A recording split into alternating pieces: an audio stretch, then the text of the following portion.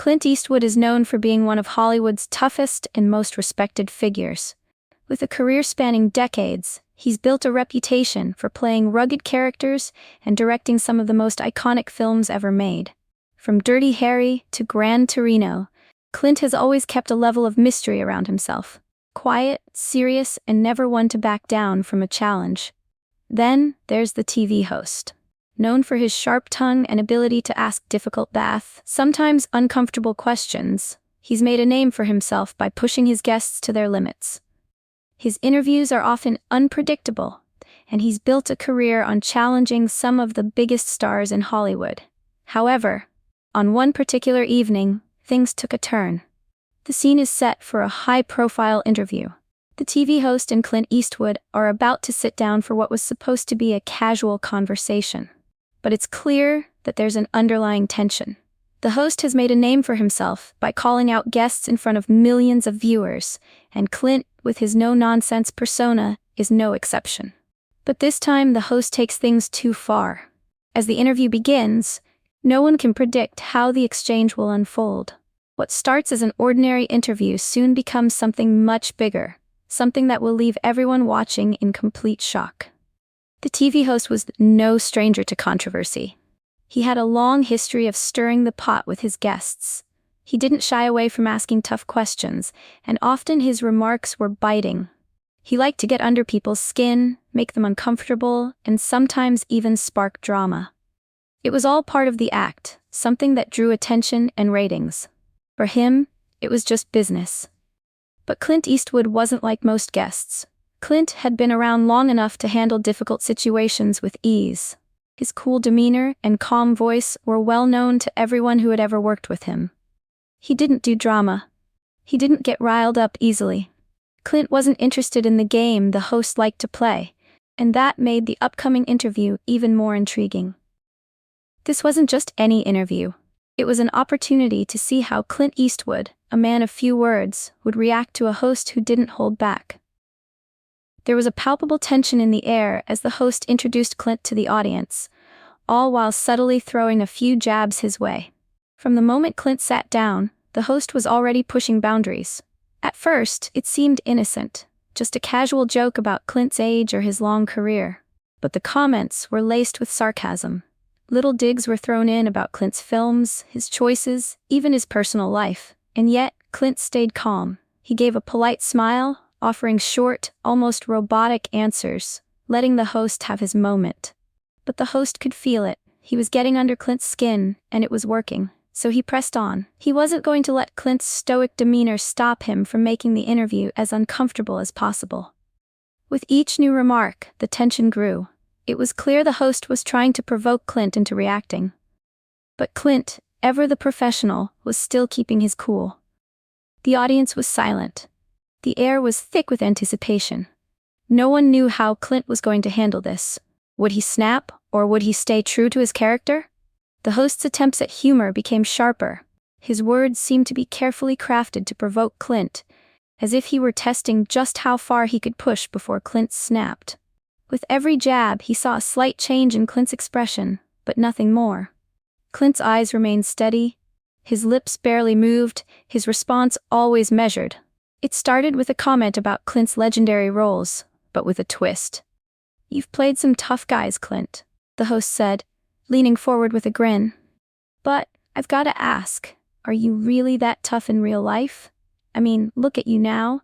You're not exactly the young, hard-hitting guy from Dirty Harry anymore. Do you ever feel like you're just playing a part these days?" The host was watching Clint closely, waiting for some kind of reaction. But Clint didn't flinch. He simply smiled faintly, his voice calm. "I'm still here," he replied quietly, not giving the host the satisfaction of a strong reaction. But the host wasn't done. He continued, asking questions that seemed designed to poke at Clint's age and relevance. "You've been doing this for a long time," the host continued. "But don't you think the industry has passed you by? I mean, people aren't really making movies like the ones you used to make. You're not exactly the face of Hollywood anymore, are you?" Clint's response was almost a whisper. "I've never been concerned with being the face of Hollywood. I just do my job." The host, sensing Clint wasn't biting, took it a step further.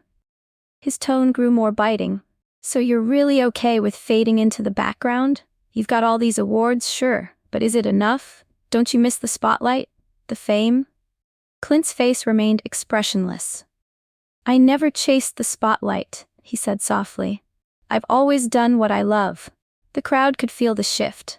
The host was trying to push Clint into a corner, to get him to show some emotion, something more than the cool, collected persona he had built over the years. He wasn't getting what he wanted, but that didn't stop him from trying. As the host leaned in, the tone of his remarks became more personal. You know, Clint, you've been making these gritty, hard-edged movies for decades. But do you ever wonder if it's time to retire? To let the younger generation take over? Maybe it's time to stop acting like you're still that guy from The Good, the Bad, and the Ugly. The room went quiet. Clint's face was still calm, but his eyes, sharp and unyielding, locked onto the host. There was no hesitation in his voice when he finally spoke. It's not about being that guy. It's about doing the work. I've done my work. I'll keep doing it until I'm done. The host paused. He was starting to realize that he wasn't going to get the reaction he was hoping for. His attempts at humiliating Clint seemed to fall flat, as Clint's responses were more direct and resolute than ever.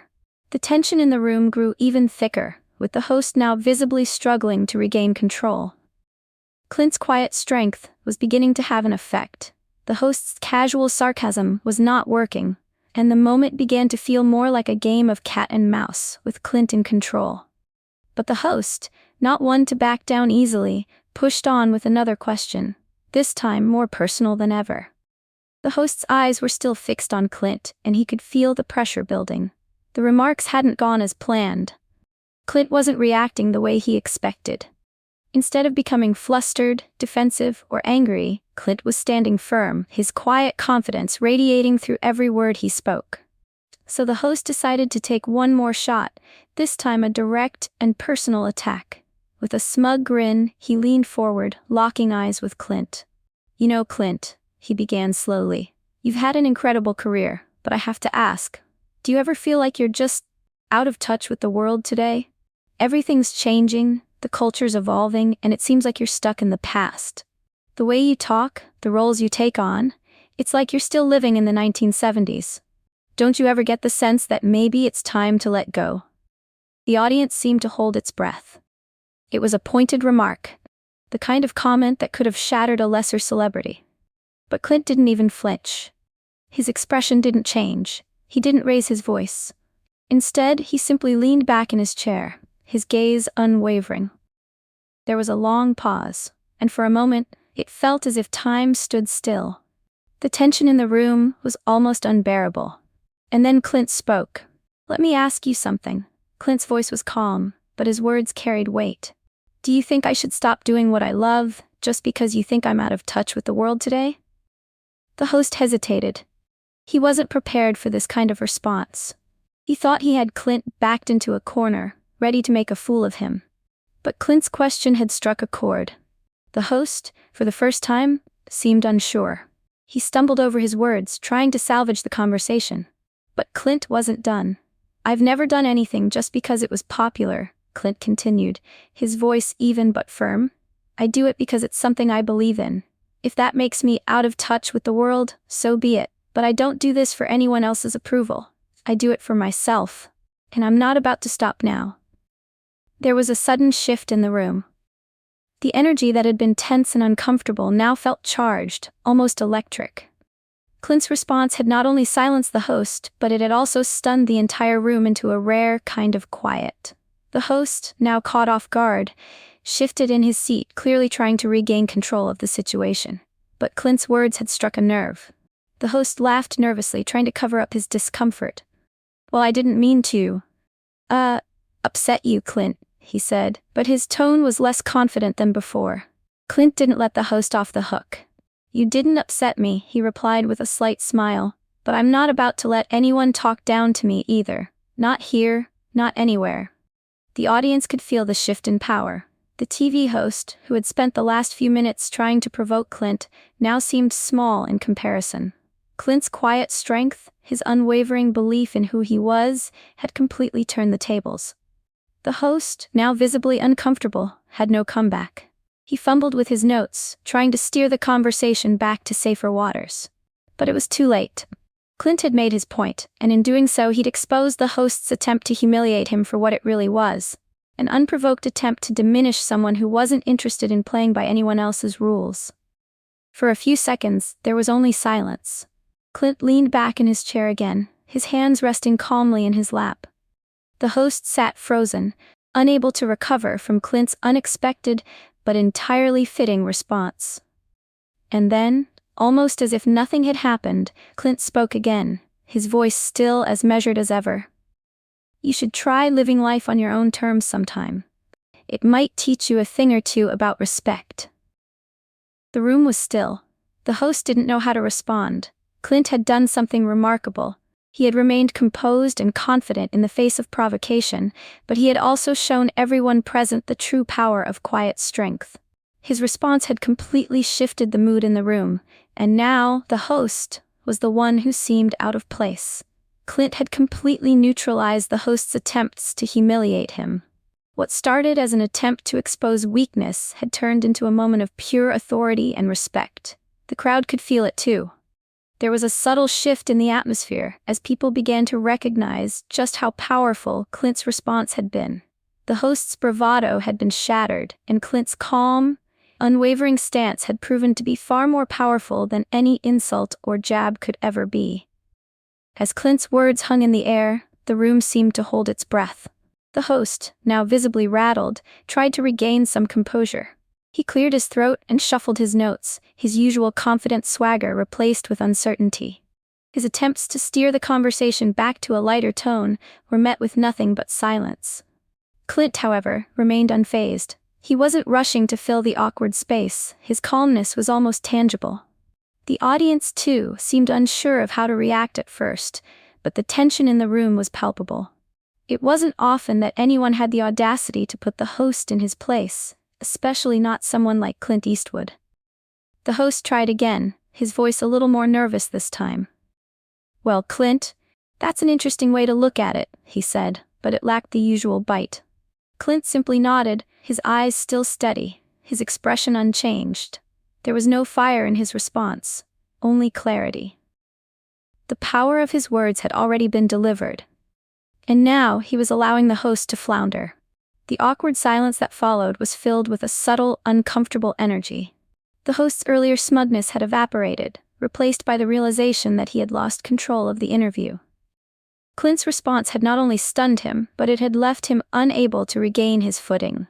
His usual bravado, the thing that allowed him to challenge guests, had been completely neutralized. Off camera, the crew was likely feeling the weight of the moment too.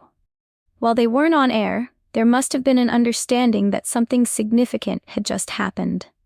The host, whose interviews often ended with a smirk or a sharp comment, now looked like he had been caught off guard by a force he didn't fully understand.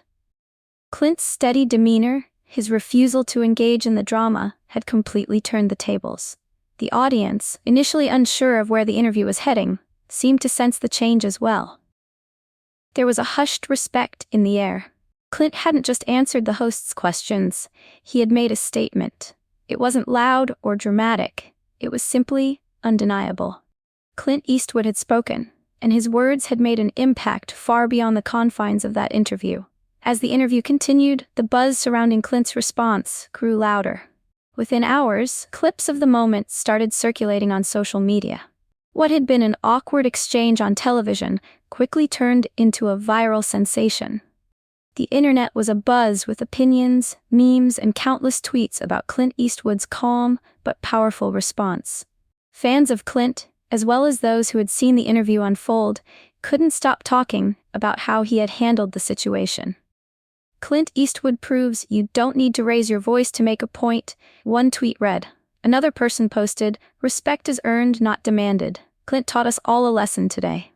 For the most part, the reaction online was overwhelmingly supportive of Clint.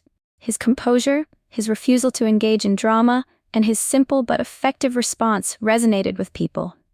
The internet, where outrage often runs rampant, found itself applauding Clint's quiet strength.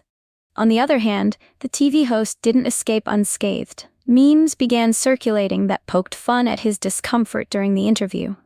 One meme showed a picture of the host with a caption that read, "When you try to roast Clint Eastwood but get burned instead."